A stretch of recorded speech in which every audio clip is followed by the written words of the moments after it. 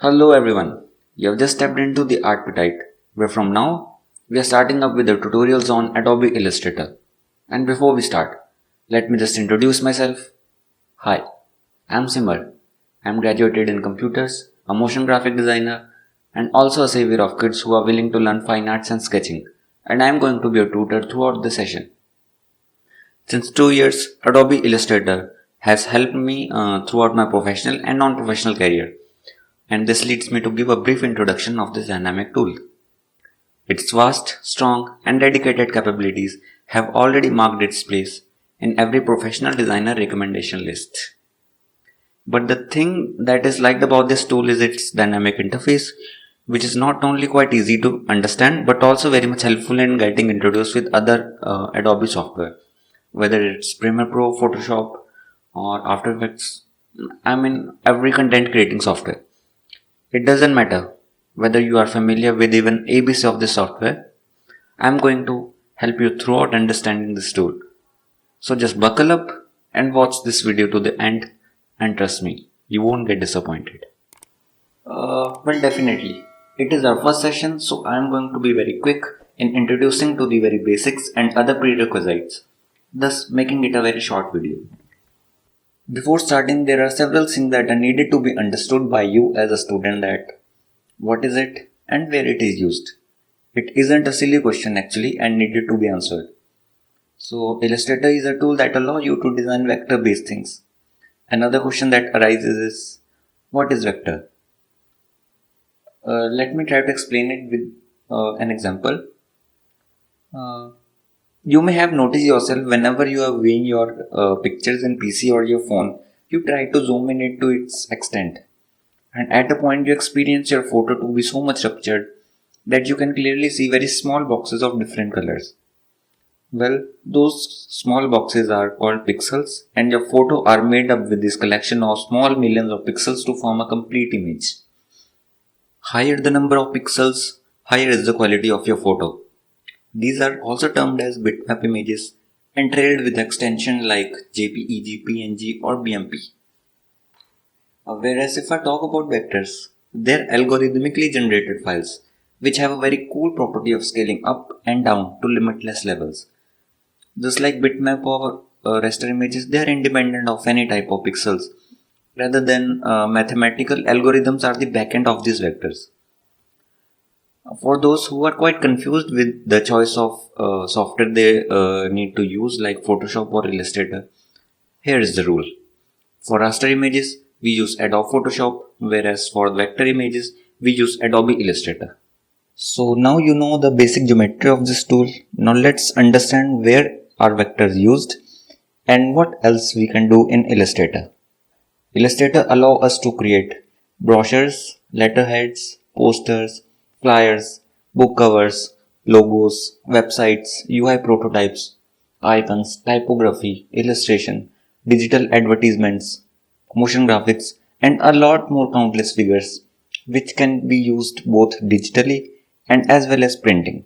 No doubt, there are other vector-based software tools available similar to Illustrator, like one of them is Vector, which is a browser-based software and available in application as well, or Gravity Designer, or CorelDRAW. Perhaps the stardom the Illustrator has gained in these years is appreciable, because once you are familiar with the Illustrator interface, you automatically get familiar with all the content creating software of Adobe. Isn't that great? So without taking any extra second of yours, let's just dive into the software and have a look at our interface. So after you open your Illustrator, this is the very first screen you have come up with. Here you can see two major buttons on the left as Create New and Open. If you have already having an Illustrator file or EPS file, you can locate it from this Open button here. And when you want to create a fresh file, you have to left click on Create New. And that's exactly what I'm going to do now. But before that, you are seeing these small shapes over here. These are nothing but the exact pre-measured templates of web pages, phone screens, or A4 size, depending upon your requirement. They are varied by their height and width, which we call resolution in terms of screen or display sizes. Anyways, right now I'm clicking over here to move further towards the first screen. Exactly after you click here, you will see a box with several choices over here. They will help you choose between what you are up to, whether you want to create something for a big banner or a very small icon. All your pre-saved or recent works on which you have worked before, Illustrator will save your resolution, sizes and settings. And over here, all other settings and other mediums such as prototypes or illustration, you are given some default settings which are commonly used to save your time. Let us suppose I want to create a logo for which I require a plain work area in square size. So I will click on either print or art or illustration option. Just for instance, let us choose art and illustration, and after you click it, let me just click it. A preset window is visible on right side with some default numbers like on left and right side both. These are units where you will manage your working area and size. Let's just avoid these boxes and see what we have here. Don't get anxious about by seeing such settings. They are all handy to understand. The very first thing you'll see here is Untitled, which is the default name of your file given by Illustrator. Whenever you need to find your work from your computer, you can search it by this name. Let us give a project also a name. Supposedly, I will give it a name with my logo. And after you do that, you can understand that these two things are the dimensions of your project, as it clearly mentions the width and height. Not that hard to grasp, right? Here you can see written points as default, and this is the default unit set by Illustrator, and you can change it as per your requirement by clicking on it. Choose your desired unit in any.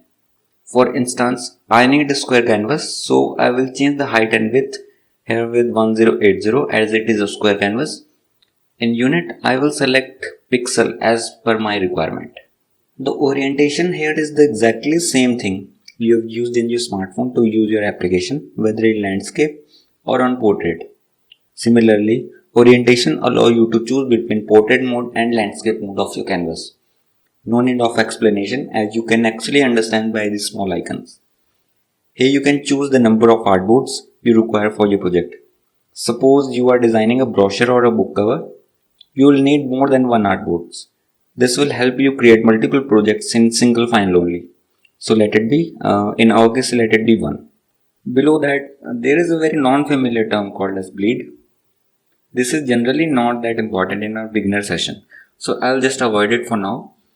Later on, as we will move from beginner to intermediate level, I will explain further about it. Yeah, I can give you an idea that it is basically related to margins, just like pages in MS Word or WordPad. And yes, under that you can see a very small text with a right facing arrow, that is advanced option. It's also a thing for intermediate level. Perhaps let's just consider one thing over here, that is color mode. In color mode, you can choose between RGB and CMYK color mode. So what's the difference? Well, it's quite important to understand that RGB is for red, green, blue and CMYK is for cyan, magenta, yellow and black. No need to get confused over here that YK is for black. It has to be B, but why K?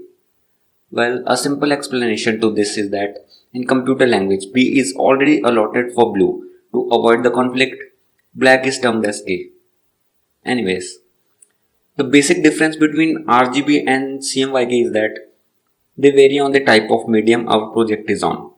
In case we are building a project of brochure or poster, that is a print medium, or we will go for CMYK. In case we are working on web design or digital work, we will choose RGB. Simple. So now we are clear with the basic presets. Let's click on create. So this is the whole thing where you're going to work on. This is our canvas. Here is our toolbars and here is a property window. One thing is that each toolbar has its own unique property settings to choose from. If I collectively say all these things are called as our workspace. Each workspace is customizable as our need. It may seem a little confusing in the very start, but trust me, once you are familiar with your workspace or tools, things are going to be very interesting. No doubt in it. We have seen the most basic things we need to know till now to get ourselves started. In my next session, I will talk about the interface of the software. But before that, I request you to please press that red button and subscribe to my channel. Hit the bell icon so that you get all my latest updates. And also don't forget to ask doubts and suggestions in comment box below.